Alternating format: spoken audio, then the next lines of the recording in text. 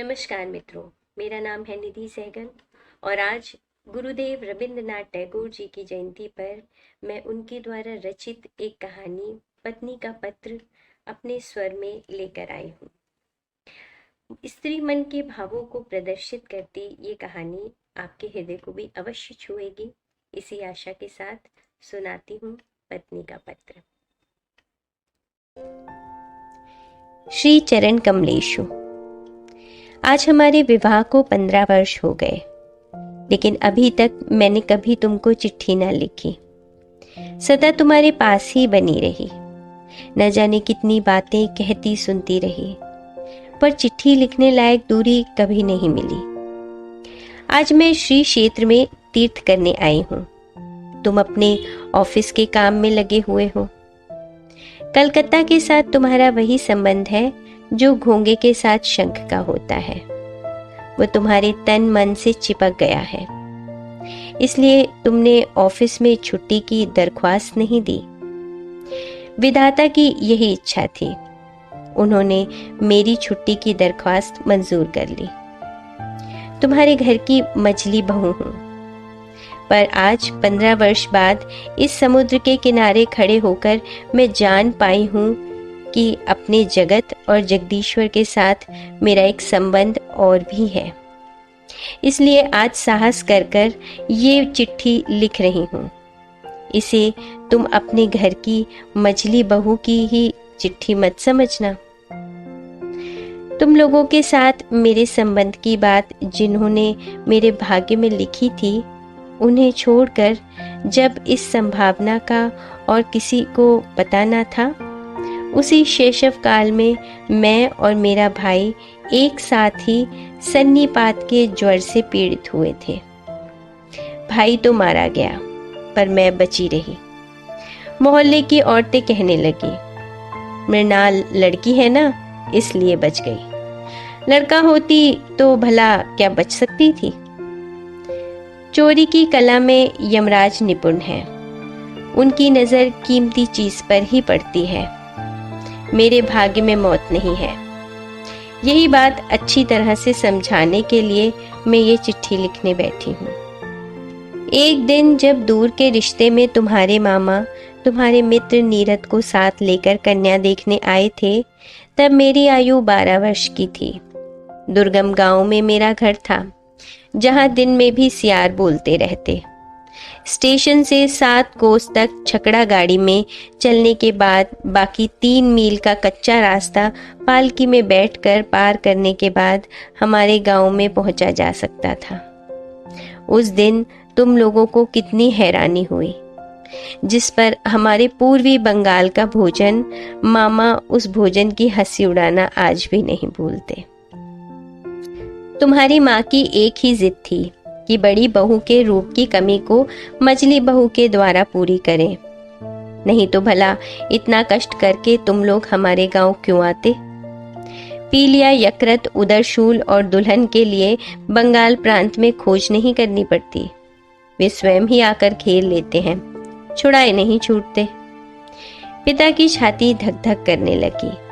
माँ दुर्गा का नाम जपने लगी। शहर के देवता को गांव का पुजारी क्या देकर संतुष्ट करे। बेटी के रूप का भरोसा था, लेकिन स्वयं बेटी में उस रूप का कोई मूल्य नहीं होता। देखने आया हुआ व्यक्ति उसका जो मूल्य दे, वही उसका मूल्य होता है। इसलिए तो 1000 रूप गुण होने पर भी लड़कियों का संकोच किसी भी तरह दूर नहीं होता। सारे घर का यही नहीं, सारे मोहल्ले का ये आतंक मेरी छाती पर पत्थर की तरह जमकर बैठ गया।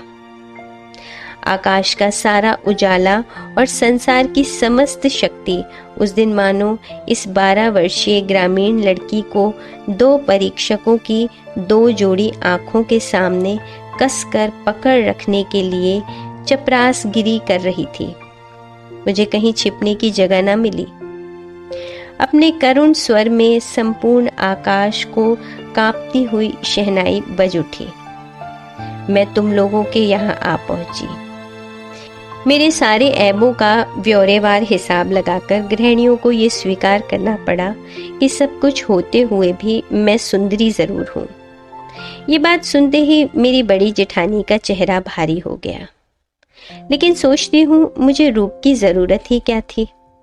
रूप नामक वस्तु को अगर किसी त्रिपुंडी पंडित ने गंगा मिट्टी से गढ़ा हो तो उसका आदर हो, लेकिन उसे तो विधाता ने केवल अपने आनंद से निर्मित किया है। इसलिए तुम्हारे धर्म के संसार में उसका कोई मूल्य नहीं। मैं रूपवती हूँ, इस बात को भूलने में तुम्हें बहुत दिन नहीं लगे, लेकिन मुझ में बुद्धि भी है, ये बात तुम लोगों को पग पग पर याद करनी पड़ी। मेरी ये बुद्धि इतनी प्रकृत है कि तुम लोगों की घर गृहस्थी में इतना समय काट देने पर भी वह आज भी टिकी हुई है। मेरी इस बुद्धि से माँ बड़ी चिंतित रहती थी। नारी के लिए ये तो एक बला ही है। बाधाओं को मानकर चलना जिसका काम है, वह यदि बुद्धि को मानकर चलना चाहे तो ठोकर खा खाकर उसका सिर फूटेगा ही। लेकिन तुम ही बताओ, मैं क्या करूं? तुम लोगों के घर की बहू को जितनी बुद्धि की जरूरत है, विधाता ने लापरवाही में मुझे उससे बहुत ज्यादा बुद्धि दे डाली है। अब मैं उसे लौटाऊं भी तो किसको? तुम लोग मुझे पुरखिन कहकर दिन रात गाली देते रहे। अक्षम्य को कड़ी बात कहने से ही सांत्वना मिलती है, इसलिए मैंने उसको क्षमा कर दिया। मेरी एक बात तुम्हारी घर गृहस्थी से बाहर थी, जिसे तुम में से कोई नहीं जानता। मैं तुम सबसे छिपाकर कविता लिखा करती थी। वह भले ही कूड़ा करकट क्यों ना हो, उस पर तुम्हारे अंतःपुर की दीवार न उठ सकी। वहीं मुझे मृत्यु मिलती थी, वहीं पर मैं रो पाती थी।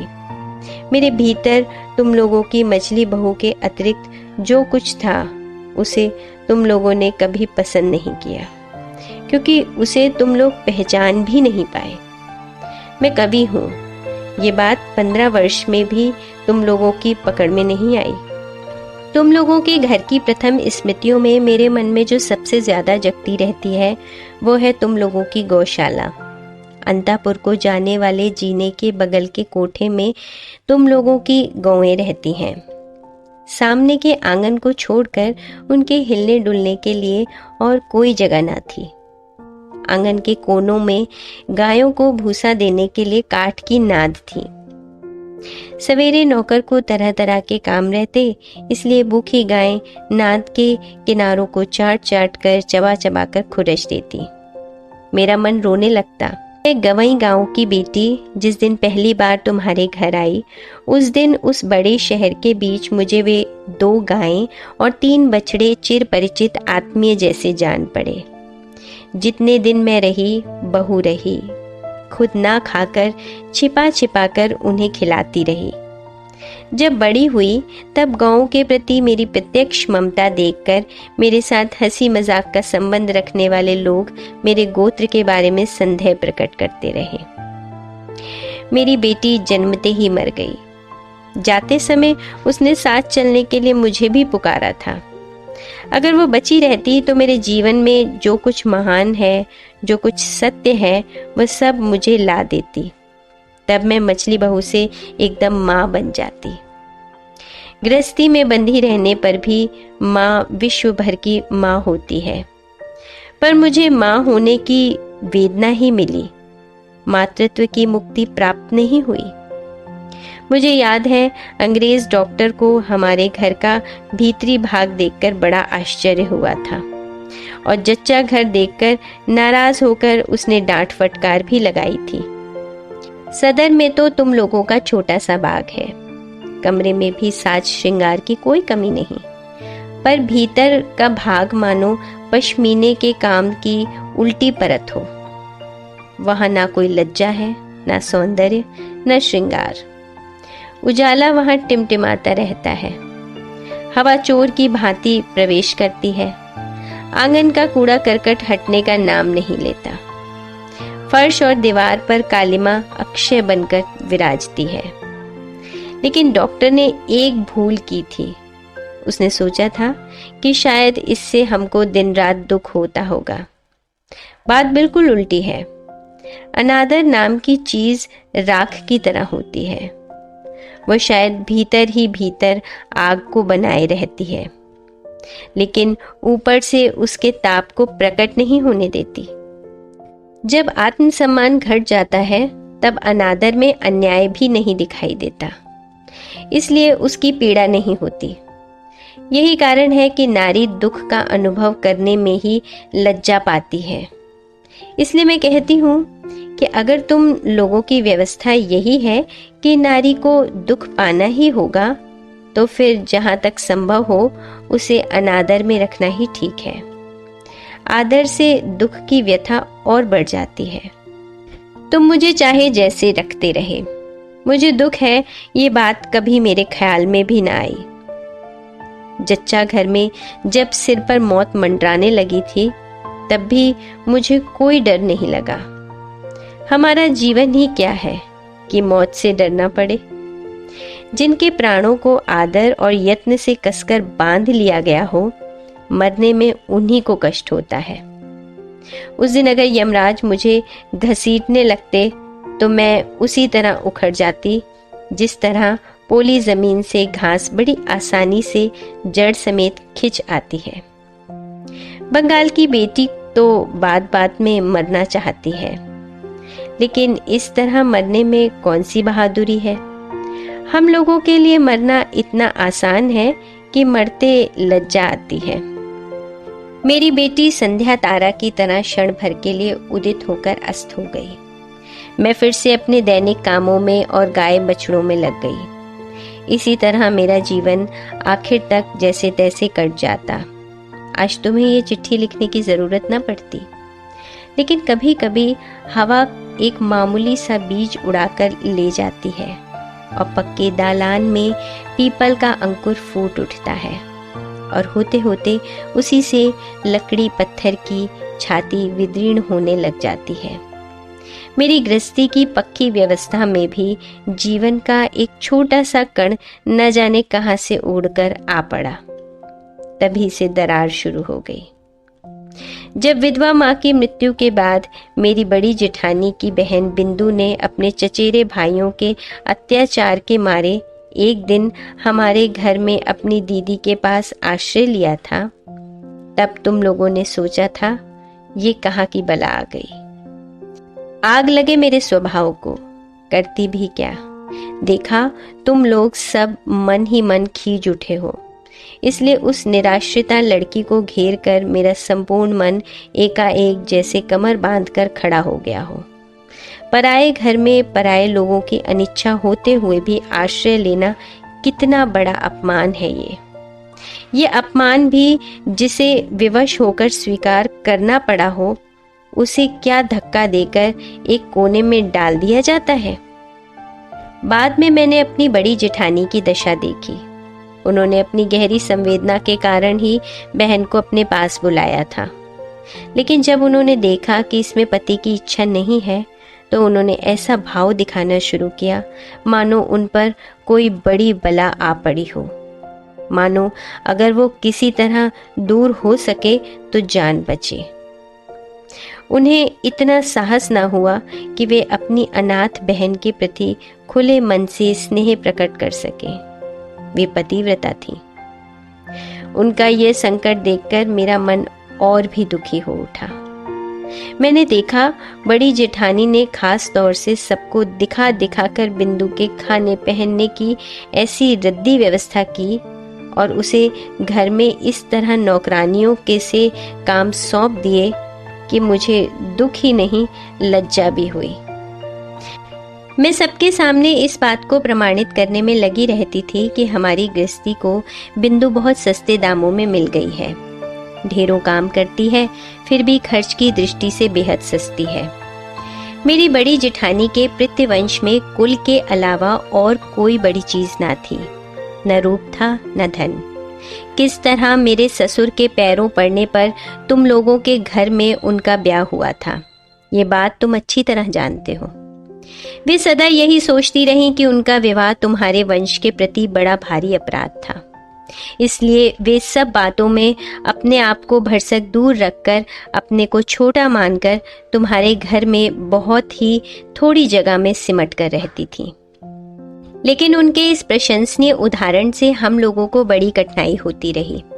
मैं अपने आप को हर तरफ से इतना बेहद छोटा नहीं बना पाती।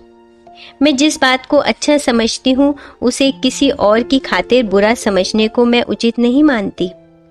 इस बात के तुम्हें भी बहुत से प्रमाण मिल चुके हैं। बिंदु को मैं अपने कमरे में घसीट लाई। जीजी कहने लगी, मछली बहू गरीब घर की बेटी का दिमाग खराब कर डालेगी। वे सब मेरी इस ढंग से शिकायत करती फिरती थीं, मानो मैंने कोई भारी आफत ढा दी हो। लेकिन मैं अच्छी तरह जानती हूँ, वे मन ही मन सोचती थीं कि जान बची। अब अपराध का बोझ मेरे सिर पर पड़ने लगा।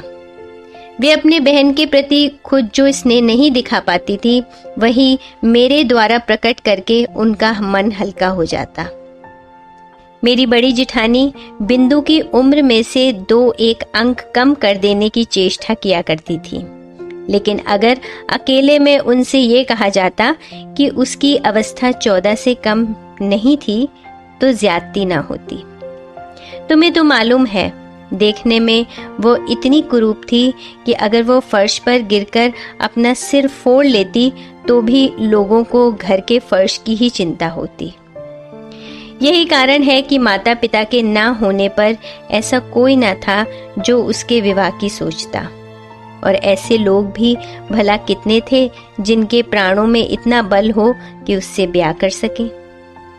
बिंदु बहुत डरती डरती मेरे पास आई, मानो अगर मेरी देह उससे छू जाएगी तो मैं सह नहीं पाऊंगी। मानो संसार में उसको जन्म लेने का कोई अधिकार ही ना था, इसलिए वो हमेशा अलग हटकर आंख बचाकर चलती। उसके पिता के यहाँ उसके चचेरे भाई उसके लिए ऐसा एक भी कोना नहीं छोड़ना चाहते थे जिसमें वो फालतू चीज की तरह पड़ी रह सके। फालतू कूड़े को घर के आसपास अनायास ही स्थान मिल जाता है, क्योंकि मनुष्य उसको भूल जाता है। लेकिन अनावश्यक लड़की एक तो अनावश्यक होती है, दूसरा उसको भूलना भी कठिन होता है, इसलिए उसके लिए घूरे पर भी जगह नहीं होती। फिर भी ये कैसे कहा जा सकता है कि उसके चचेरे भाई ही संसार में परम आवश्यक पदार्थ थे। जो हो, वे लोग थे खूब। यही कारण है कि जब मैं बिंदु को अपने कमरे में बुला लाई तो उसकी छाती धक धक करने लग गई। उसका डर देखकर मुझे बड़ा दुख हुआ। मेरे कमरे में उसके लिए थोड़ी सी जगह है, ये बात मैंने बड़े प्यार से उसे समझाई। लेकिन मेरा कमरा एक मेरा ही कमरा तो था नहीं, इसलिए मेरा काम आसान नहीं हुआ। मेरे पास 2-4 दिन रहने पर ही उसके शरीर में न जाने लाल लाल क्या निकल आया। शायद अमहोरी रही होगी या ऐसा ही कुछ होगा।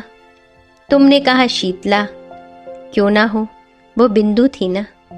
तुम्हारे मोहल्ले के एक अनाड़ी डॉक्टर ने आकर बताया, 2-1 दिन और देखे बिना ठीक से कुछ कहा नहीं जा सकता। लेकिन 2-1 दिन तक धीरज किसको होता। बिंदु तो अपनी बीमारी की लज्जा से ही मरे जा रही थी। मैंने कहा, शीतला है तो हो, मैं उसे अपने जच्चा घर में लिवा ले जाऊंगी और किसी को कुछ करने की जरूरत नहीं। इस बात पर जब तुम लोग मेरे ऊपर भड़ककर क्रोध की मूर्ति बन गए, यही नहीं, जब बिंदु की जीजी भी बड़ी परेशानी दिखाती हुई उस अभागी लड़की को अस्पताल भेजने का प्रस्ताव करने लगी, तभी उसके शरीर के वे सारे लाल लाल दाग एकदम विलीन हो गए। मैंने देखा कि इस बात से तुम लोग और भी व्यग्र हो उठे। कहने लगे, अब तो वाकई शीतला बैठ गई है। क्यों ना हो, वो बिंदु थी ना। अनादर के पालन पोषण में एक बड़ा गुण है, शरीर को वो एकदम अजर अमर कर देता है। बीमारी आने का नाम नहीं लेती, मरने के सारे रास्ते बिल्कुल बंद हो जाते हैं। इसलिए रोग उसके साथ मजाक कर कर चला गया, हुआ कुछ नहीं।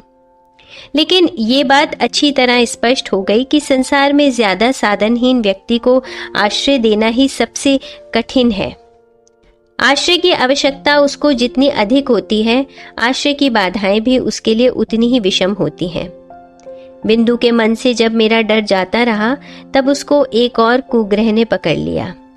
वो मुझे इतना प्यार करने लगी कि मुझे डर होने लगा। स्नेह की ऐसी मूर्ति तो संसार में पहले कभी देखी ही ना थी। पुस्तकों में पढ़ा अवश्य था, पर वह भी स्त्री पुरुष के बीच ही। बहुत दिनों से ऐसी कोई घटना नहीं हुई थी कि मुझे अपने रूप की बात याद आती। अब इतने दिनों बाद वह कुरूप लड़की मेरे उसी रूप के पीछे पड़ गई। रात दिन मेरा मुंह देखते रहने पर भी उसकी आंखों की प्यास नहीं बुझती थी। कहती, जीजी तुम्हारा ये मुंह मेरे अलावा और कोई नहीं देख पाता। जिस दिन मैं स्वयं ही अपने केश बांध लेती उस दिन वो मुझसे रूठ जाती थी। अपने हाथों से मेरे केश भार को हिलाने डुलाने में उसे बड़ा आनंद आता। कभी कहीं दावत में जाने के अतिरिक्त और कभी तो मुझे साज श्रृंगार की आवश्यकता पड़ती ही ना थी, लेकिन बिंदु मुझे तंग कर करके थोड़ा बहुत सजाती रहती। वो लड़की मुझे लेकर बिल्कुल पागल हो गई थी। तुम्हारे घर के भीतरी हिस्से में कहीं रत्ती भर भी मिट्टी ना थी। उत्तर की ओर की दीवार में नाली के किनारे न जाने कैसे एक गाब का पौधा निकला। जिस दिन देखती कि उस गाब के पौधे में नई लाल लाल कोपलें निकल आई हैं, उसी दिन जान पड़ता कि धरती पर वसंत आ गया है। और जिस दिन मेरी घर गृहस्थी में जुटी हुई इस अनादृत लड़की के मन का ओर छोर किसी तरह रंग उठा, उस दिन मैंने जाना कि हृदय के जगत में भी वसंत की हवा बहती है। वह किसी स्वर्ग से आती है, गली के मोड़ से नहीं। बिंदु के स्नेह के दुस्सह वेग ने मुझे अधीर कर डाला था।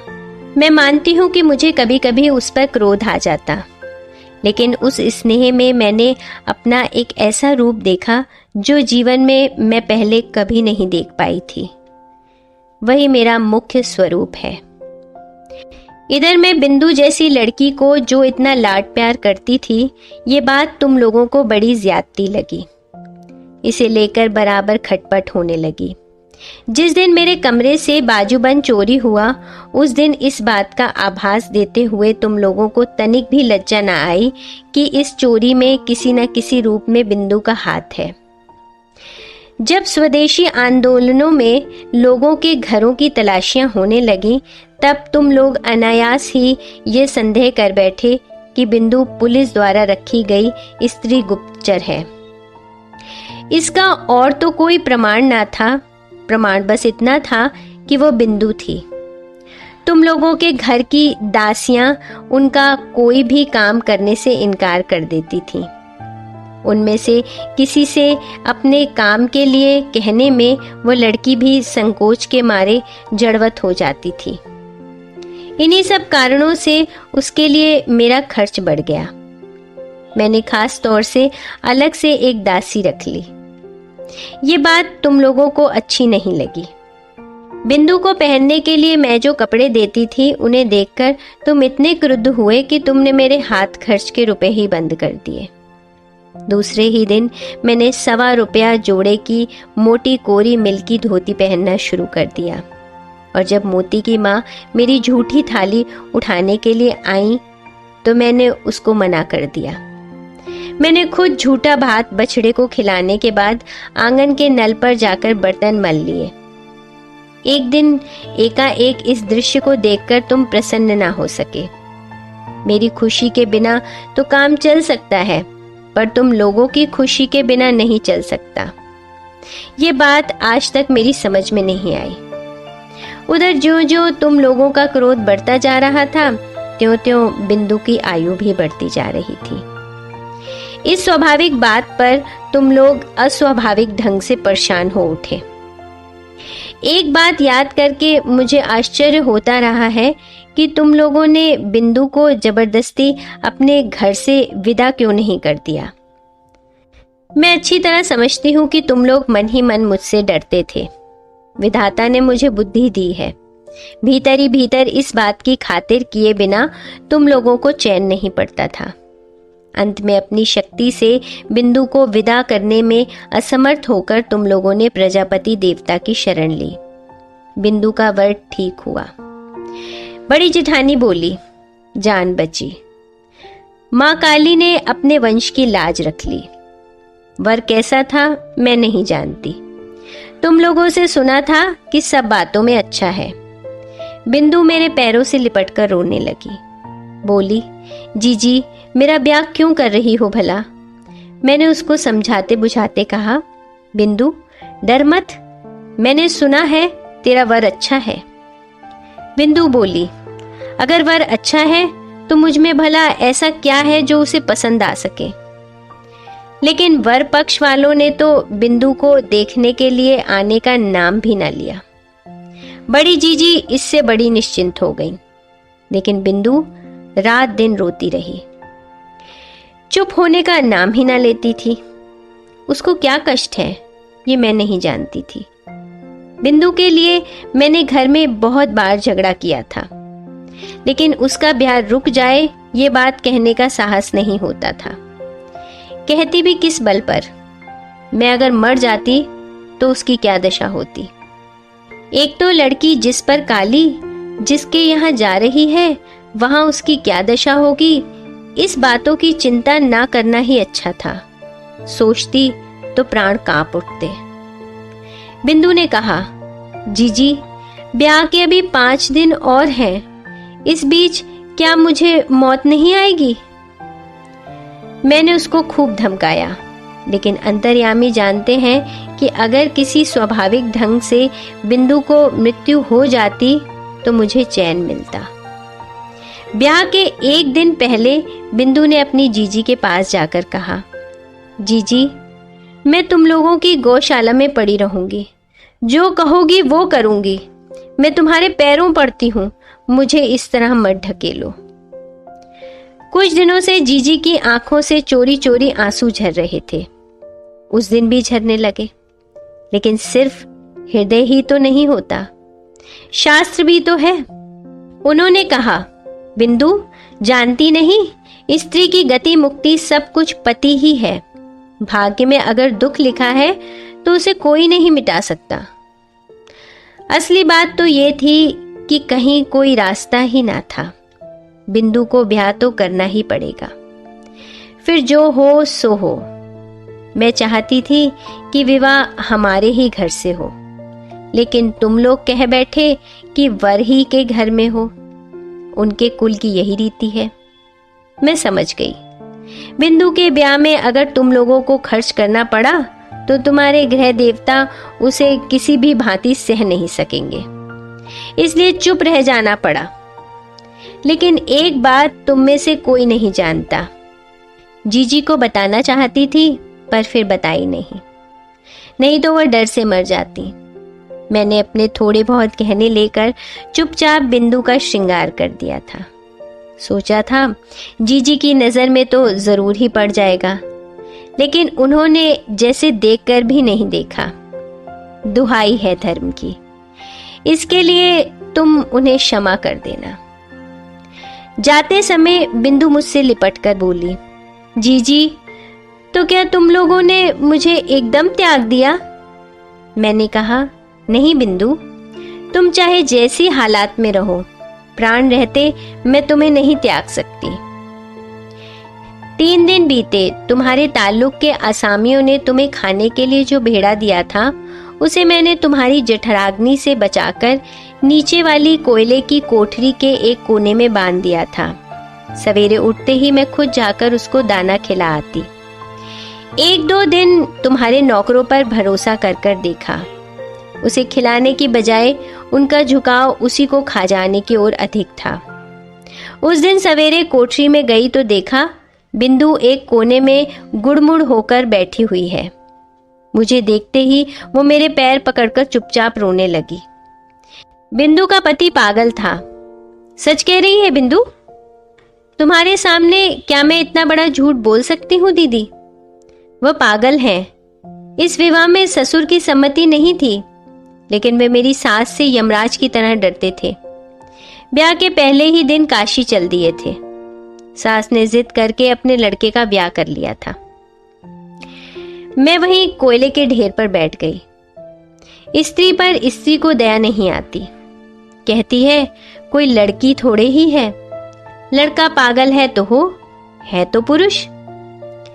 देखने में बिंदु का पति पागल नहीं लगता था, लेकिन कभी कभी उसे ऐसा उन्माद चढ़ता कि उसे कमरे में ताला बंद करके रखना पड़ता। ब्याह की रात वो ठीक था, लेकिन रात में जगते रहने के कारण और इसी तरह के और झंझटों के कारण दूसरे दिन से उसका दिमाग बिल्कुल खराब हो गया। बिंदु दोपहर को पीतल की थाली में भात खाने बैठी थी। अचानक उसके पति ने भात समेत थाली उठाकर आंगन में फेंक दी। न जाने क्यों अचानक उसको लगा मानो बिंदु रानी रासमणि हो। नौकर ने हो ना हो चोरी से उसी के सोने के थाल में रानी के खाने के लिए भात दिया हो, इसलिए उसे क्रोध आ गया था। बिंदु तो डर के मारे मरी जा रही थी। तीसरी रात को जब उसकी सास ने उससे अपने पति के कमरे में सोने के लिए कहा तो बिंदु के प्राण सूख गए। उसकी सास को जब क्रोध आता था तो होश में नहीं रहती थी। वह भी पागल ही थी, लेकिन पूरी तरह से नहीं, इसलिए वो ज्यादा खतरनाक थी। बिंदु को कमरे में जाना ही पड़ा। उस रात उसके पति का मिजाज ठंडा था, लेकिन डर के मारे बिंदु का शरीर पत्थर हो गया था। पति जब सो गए तब काफी रात बीतने पर वह किस तरह चतुराई से भागकर चली आई, इसका विस्तृत विवरण लिखने की आवश्यकता नहीं है। घृणा और क्रोध से मेरा शरीर जलने लगा। मैंने कहा, इस तरह धोखे से ब्याह को ब्याह नहीं कहा जा सकता। बिंदु, तू जैसे रहती थी वैसे ही मेरे पास रहे, देखूं मुझे कौन ले जाता है। तुम लोगों ने कहा बिंदु झूठ बोलती है। मैंने कहा, वो कभी झूठ नहीं बोलती। तुम लोगों ने कहा, तुम्हें कैसे मालूम? मैंने कहा, मैं अच्छी तरह जानती हूँ। तुम लोगों ने डर दिखाया। अगर बिंदु के ससुराल वालों ने पुलिस केस कर दिया तो आफत में पड़ जाएंगे। मैंने कहा, क्या अदालत ये बात न सुनेगी कि उसका ब्याह धोखे से पागलवर के साथ कर दिया गया है? तुमने कहा, तो क्या इसके लिए अदालत जाएंगे? हमें ऐसी क्या गर्ज है? मैंने कहा, जो कुछ मुझसे बन पड़ेगा अपने गहने बेचकर करूंगी। तुम लोगों ने कहा, क्या वकील के घर तक दौड़ेगी? इस बात का क्या जवाब होता? सिर ठोकने के अलावा और कर भी क्या सकती थी। उधर बिंदु के ससुराल से उसके जेठ ने आकर बाहर बड़ा हंगामा खड़ा कर दिया। कहने लगा, थाने में रिपोर्ट कर दूंगा। मैं नहीं जानती मुझ में क्या शक्ति थी, लेकिन जिस गाय ने अपने प्राणों के डर से कसाई के हाथों से छूटकर मेरा आश्रय लिया हो, उसे पुलिस के डर से फिर उस कसाई को लौटाना पड़े, ये बात मैं किसी भी प्रकार से नहीं मान सकती थी। मैंने हिम्मत करके कहा, करने दो थाने में रिपोर्ट। इतना कहकर मैंने सोचा कि अब बिंदु को अपने सोने के कमरे में ले जाकर कमरे में ताला लगाकर बैठ जाऊं, लेकिन खोजा तो बिंदु का कहीं पता नहीं। जिस समय तुम लोगों से मेरी बहस चल रही थी, उसी समय बिंदु ने स्वयं बाहर निकलकर अपने जेठ को आत्मसमर्पण कर दिया था। वह समझ गई थी कि अगर वह इस घर में रही तो मैं बड़ी आफत में पड़ जाऊंगी। बीच में भाग आने से बिंदु ने अपना दुख और भी बढ़ा लिया। उसकी सास का तर्क था कि उनका लड़का उसको खाए तो नहीं जा रहा था ना। संसार में बुरे पति का उदाहरण दुर्लभ भी नहीं है। उनकी तुलना में तो उनका लड़का सोने का चांद था। मेरी बड़ी जेठानी ने कहा, जिसका भाग्य ही खराब हो उसके लिए रोने से क्या फायदा। पागल वागल जो भी हो, है तो स्वामी ही ना। तुम लोगों के मन में लगातार उस सती साध्वी का दृष्टांत याद आ रहा था, जो अपने कोड़ी पति को अपने कंधों पर बिठाकर वैश्या के यहाँ ले गई थी। संसार भर में कायरता के इस सबसे अधम आख्यान का प्रचार करते हुए तुम लोगों के पुरुष मन को कभी तनिक भी संकोच न हुआ।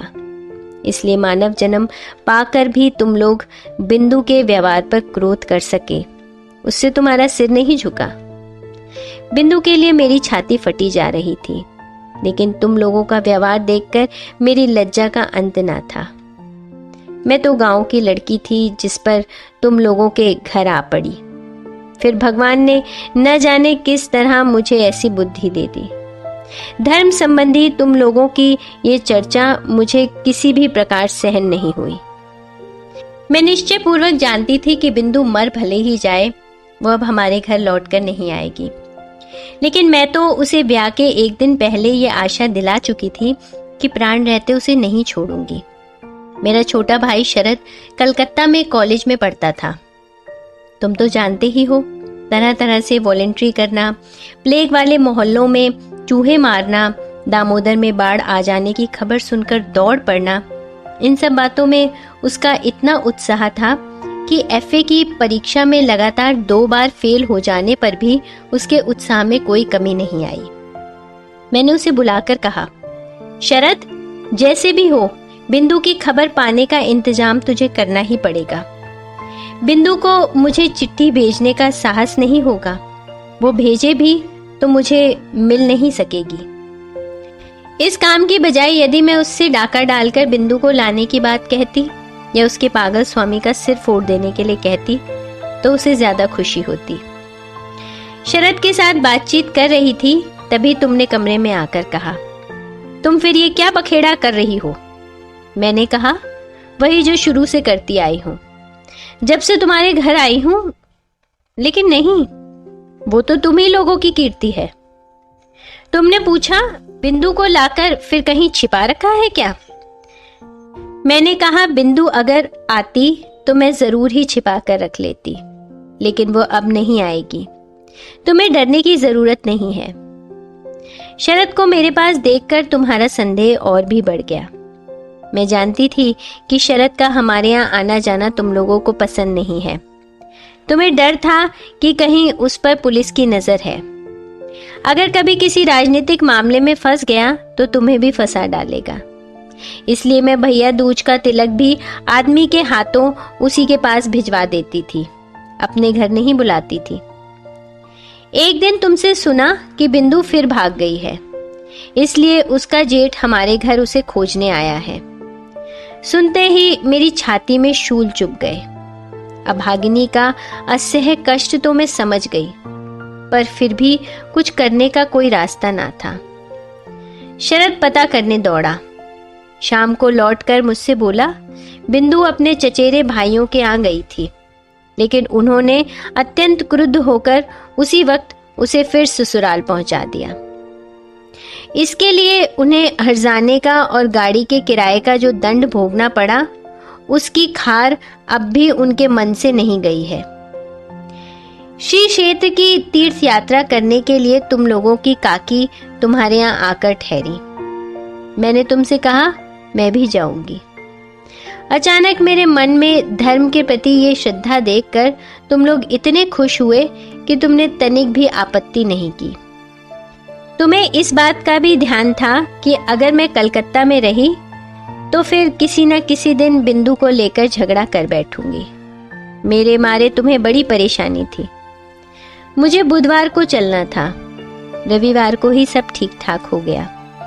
मैंने शरद को बुलाकर कहा, जैसे भी हो बुधवार को पुरी जाने वाली गाड़ी में तुझे बिंदु को चढ़ा ही देना पड़ेगा।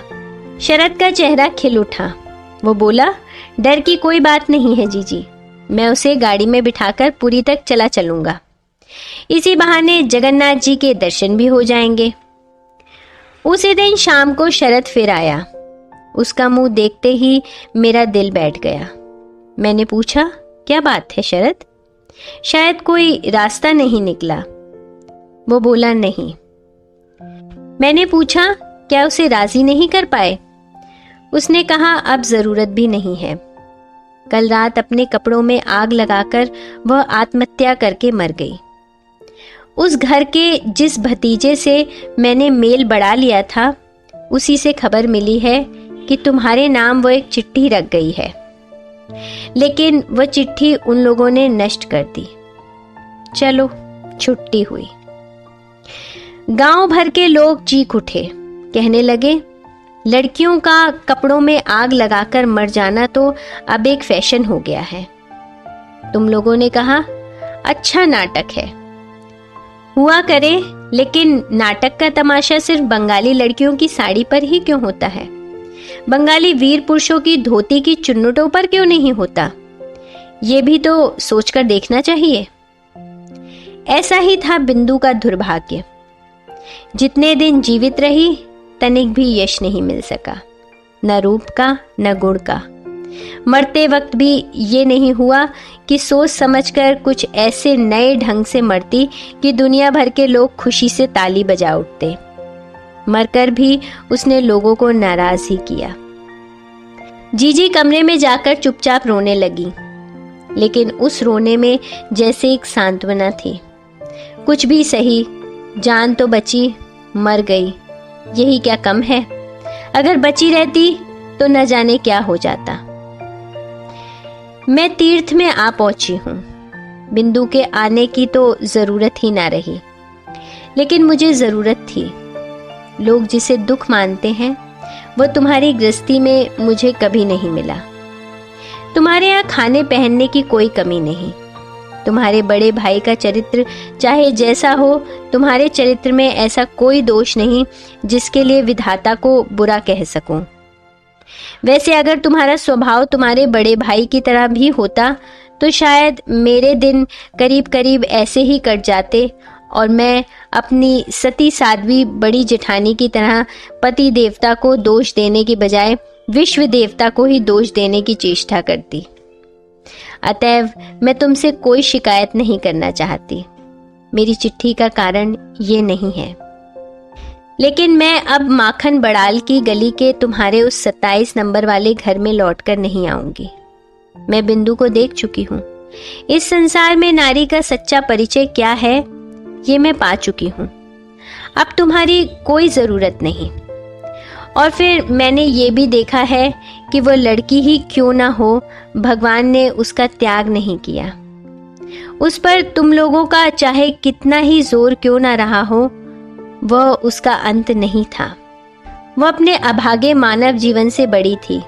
तुम लोगों के पैर इतने लंबे नहीं थे कि तुम मनमाने ढंग से अपने हिसाब से उसके जीवन को सदा के लिए उनसे दबाकर रख सकते। मृत्यु तुम लोगों से भी बड़ी है। अपनी मृत्यु में वो महान है। वहां बिंदु केवल बंगाली परिवार की लड़की नहीं है, केवल चचेरे भाइयों की बहन नहीं है, केवल किसी अपरिचित पागल पति की प्रवंचिता पत्नी नहीं है। वहां वो अनंत है। मृत्यु की उस वंशी का स्वर उस बालिका के भग्न हृदय से निकलकर जब मेरे जीवन की यमुना के पास बजने लगा तो पहले पहल मानो मेरी छाती में कोई बाण बिंध गया हो। मैंने विधाता से प्रश्न किया, इस संसार में जो सबसे अधिक तुच्छ है वही सबसे अधिक कठिन क्यों है? इस गली में 4 दीवारी से घिरे इस निरानंद स्थान में ये जो तुच्छतम बुदबुद है वो इतनी भयंकर बाधा कैसे बन गया? तुम्हारा संसार अपनी शठ नीतियों से शुद्धा पात्र को संभाले कितना ही क्यों ना पुकारे, मैं उस अंतपुर की जरा सी चौखट को क्षण भर के लिए भी पार क्यों ना कर सकी। ऐसे संसार में ऐसा जीवन लेकर मुझे इस अत्यंत तुच्छ काठ पत्थर की आड़ में ही तिल तिल कर क्यों मरना होगा? कितनी तुच्छ है ये मेरी प्रतिदिन की जीवन यात्रा। इसके बंधे नियम, बंधे अभ्यास, बंधी हुई बोली, बंधी हुई मार, सब कितनी तुच्छ है। फिर भी क्या अंत में दीनता के उस नागपाश बंधन की ही जीत होगी और तुम्हारे अपने इस आनंद लोक की, इस सृष्टि की हार? लेकिन मृत्यु की वंशी बजने लगी। कहाँ गई राज मिस्त्रियों की बनाई हुई वो दीवार? कहाँ गया तुम्हारे चोर नियमों से बंधा वो कांटों का घेरा? कौन सा है वो दुख, कौन सा है वो अपमान जो मनुष्य को बंदी बनाकर रख सकता है? ये लो, मृत्यु के हाथ में जीवन की जय पताका उड़ रही है। अरे मजली बहू, तुझे डरने की अब जरूरत नहीं। मजली बहू के इस तेरे खोल को छिन्न होते एक निमेष भी न लगा। तुम्हारी गली का मुझे कोई डर नहीं। आज मेरे सामने नीला समुद्र है, मेरे सिर पर आषाढ़ के बादल। तुम लोगों की रीति नीति के अंधेरे ने मुझे अब तक ढक रखा था। बिंदु ने आकर क्षण भर के लिए उस आवरण के छेद में से मुझे देख लिया। वही लड़की अपनी मृत्यु द्वारा सिर से पैर तक मेरा वह आवरण उघाड़ गई है। आज बाहर आकर देखती हूँ, अपना गौरव रखने के लिए कहीं जगह नहीं है। मेरा ये अनादृत रूप जिनकी आंखों को भाया है, वे सुंदर आज संपूर्ण आकाश से मुझे निहार रहे हैं। अब मछली बहू की खैर नहीं। तुम सोच रहे होगे मैं मरने जा रही हूँ। डरने की कोई बात नहीं। तुम लोगों के साथ मैं ऐसा पुराना मजाक नहीं करूंगी। मीराबाई भी तो मेरी ही तरह नारी थी। उनकी जंजीरें भी तो कम भारी नहीं थी। बचने के लिए उनको तो मरना नहीं पड़ा। मीराबाई ने अपने गीत में कहा था, बाप छोड़े माँ छोड़े जहाँ कहीं जो भी है सब छोड़ दे, लेकिन मीरा की लगन वहीं रहेगी प्रभु, अब जो होना है सो हो। ये लगन ही तो जीवन है। मैं अभी जीवित रहूंगी। मैं बच गई। तुम लोगों के चरणों के आश्रय से छूटी हुई मृणाल।